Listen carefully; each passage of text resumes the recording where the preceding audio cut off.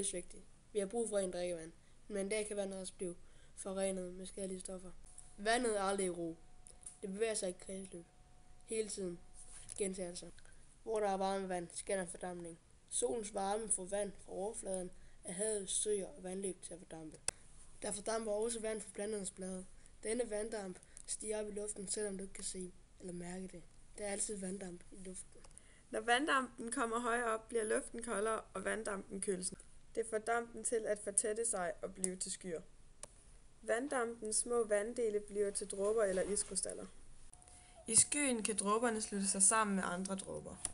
Til sidst bliver de så store, at luften ikke længere kan bære dem. Så falder de ned mod jorden som nedbør. Det kan et eksempel være som regn eller sne. Alt efter hvor nedbørene falder, indgår det i vandets kredsløb på forskellige måder. Noget af den fordamper hurtigt fra overfladen igen. En anden del bliver optaget af planterne. Noget løber via overfladen ud i vandløb, søer og hav. Og noget vil sive ned i jorden og blive til grundvand. Vandet er med til at opbygge rødder, blade og blomster. En stor del af vandet fra planterne fordamper hurtigt på bladene.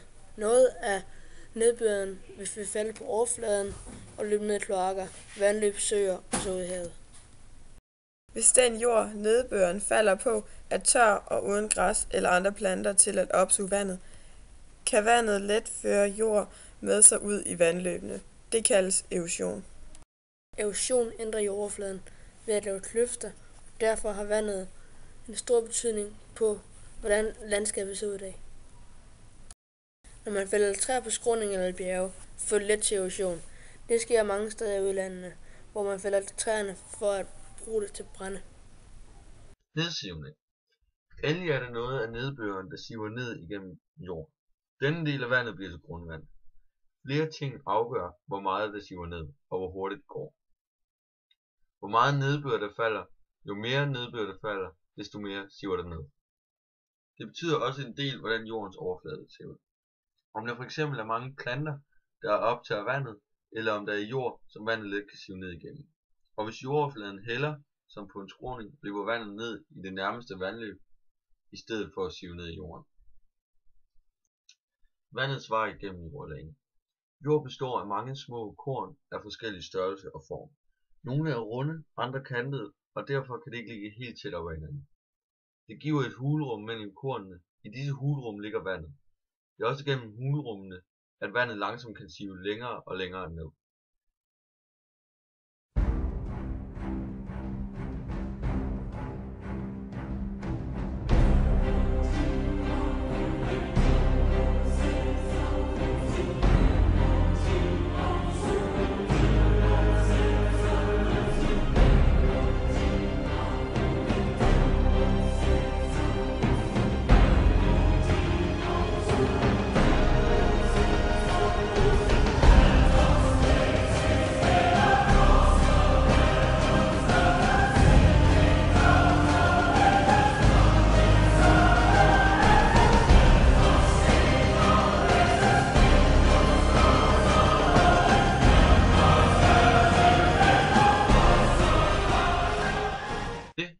Illustrere for jer nu, er hvordan vandet bliver varmet op af solen, som så er vores lille knap på elkedlen, og så bliver varmet op og bliver til en lille sky, som så er dug på spejlet.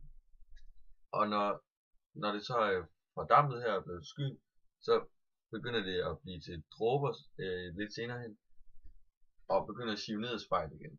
Og hvis det så nu siver ned i elkedlen, så bliver det varmet på ny og bliver fordampet, sådan at det kommer op på spejlet igen senere hen, og sådan vil det blive ved med at køre og køre og køre.